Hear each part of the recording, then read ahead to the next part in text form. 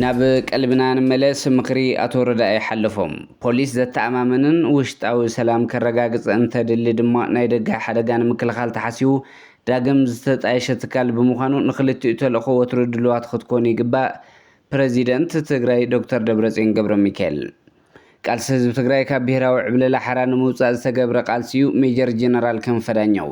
እስራኤል ምስ ዋና ጸሓፊ ውድብ ሕብራት መንግስታት ዝነበራ ርክብ ኣቋሪፃ ሰላም ኣብ ኩሉ ኩርናዓት ዓለም ትርከቡ ተኸታተልቲ መደብና ዜናታት ዝዕለት በርሰ ዜና ፈሊምና ናብ ዝርዝሮም ከነስግረኩም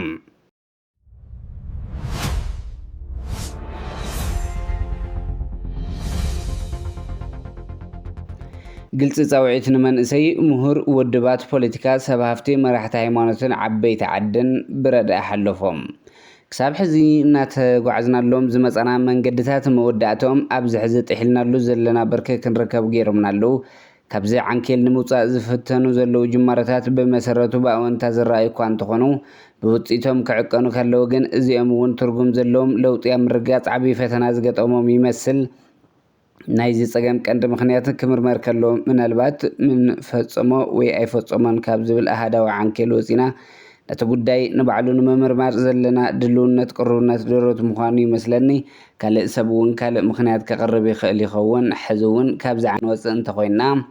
ሓደ ኣብ መንእሰይን ምሁርን ሽኻሉ ዝገበረ ሓድሽ ሓሳብ ዘተኣኻኽብ ዓለምለኻዊ ፕሮጀክት ድሕነት ክህልወና ክሳብ ሕዚ ኣብ እዋን መኸተ ኣብ ታሪክና ምስ ጎረባብትና ዝተፈጥሩ በደላት ስሕተታት ብዝርዝር መርሚርና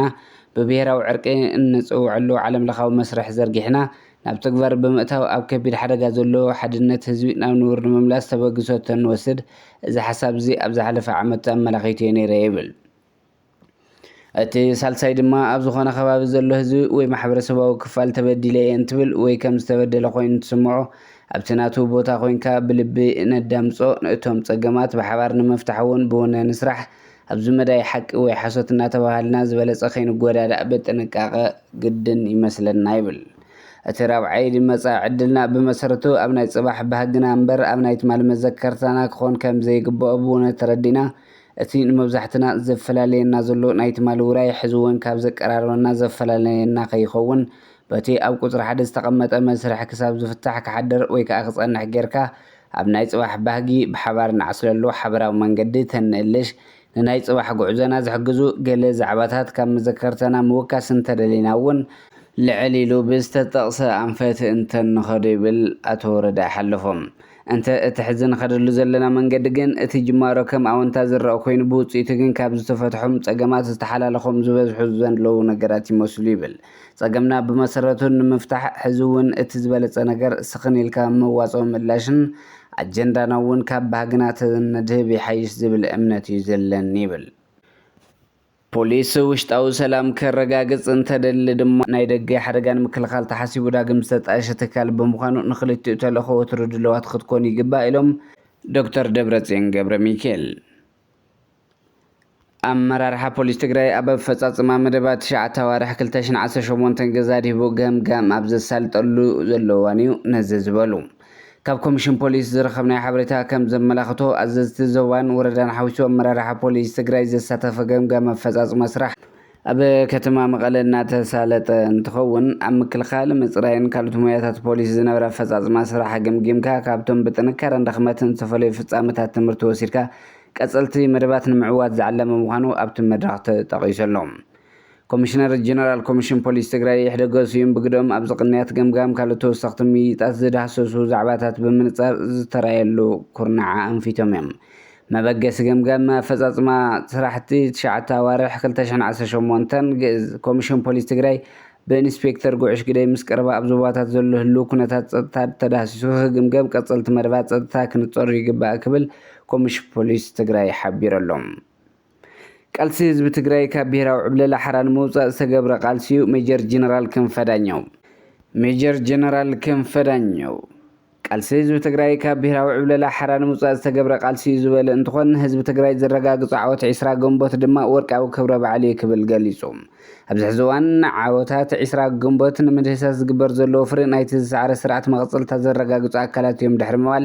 ነቲ ኣብዚ እዋን ኣጋጢሙና ዘሎ ፀገም ብሓድነት ረቢብና ልክዕ ከምቲ 20 ግንቦት ብዓወት መሰስ ክንብል ይግባእ ይብል። ኣብቲ ፅምብል ክብረ በዓል ግንቦት 20 ነባራት ተጋደልቲ ዕድመ ዝተገብረሎም ዕዱማት ኣጋይሽን ኣብ ዝተረኽበሉ ዝተሳለጠ ኮይኑ ኣብቲ መድረኽ ተረኺቦም መበገሲ ቃልስን ዓወት ፅምብል 20 ግንቦት ኣመልኪቶም መበገሲ ዘቕረቡ ኮሚሽነር ሃርበኛታት ትግራይ ኣይተ ናስር ማምሑር እዮም። ሎሚ ንድሕሪት ተመሊስና ክንሪኦ ከለና 20 ግንቦት ንትግራይ ንመላእ ዜጋታት ብዙሓት ዓወታት ከም መንነት ትምህርትን መሰረተ ልምዓት ዘምፅእ እኳ እንተኾነ እቲ ስርዓት ኣብ መቕፀል ሓቀኛ ዲሞክራሲ ኣብ ምርግጋፅን ብዝነበሩ ድኽመታት ምክንያት ግን እቲ ሃገር ዳግማይ ናብ ዘይረግአትን ከቢድ ኩናትን ክትኣቱ ከም ዝኽኣለት ብብዙሓት ተንተንቲ ፖለቲካ ይግለጽ እዩ ክብሉ እቶም ተሳተፍቲ እውን ይገልጹ።